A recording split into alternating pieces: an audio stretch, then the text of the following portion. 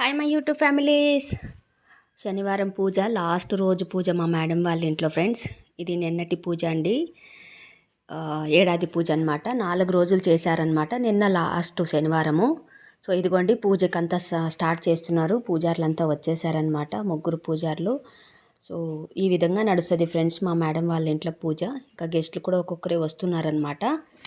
అయితే వీళ్ళు బ్రాహ్మణ్స్ కదండి ఫ్రెండ్స్, కాబట్టి మీకు అందరికీ తెలుసుండే విషయమే బ్రాహ్మణ్స్ ఎలా పూజ చేయిస్తారనేసి. ఇదిగోండి మా సారు మా మేడము ఆల్రెడీ రెడీ అయిపోయారు పూజకి.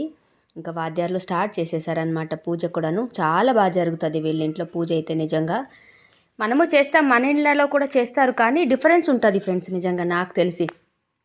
ఎందుకంటే వీళ్ళని చూసాకే నాకు అర్థమైంది. సో బ్రాహ్మిన్స్ వాళ్ళ పూజ మన పూజ ఎలా ఉంటుంది, కొంచెం డిఫరెన్స్ ఉంటుంది అనమాట. సో చూడండి గెస్ట్లు వచ్చేసారు, వస్తూ ఉన్నారు ఒక్కొక్కరే.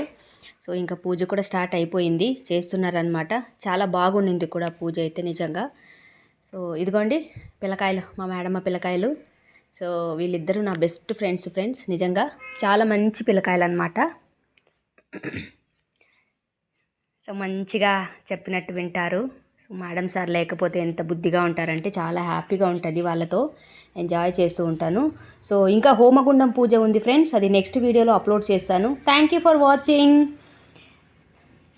Bye friends, take care. God bless you all my YouTube families.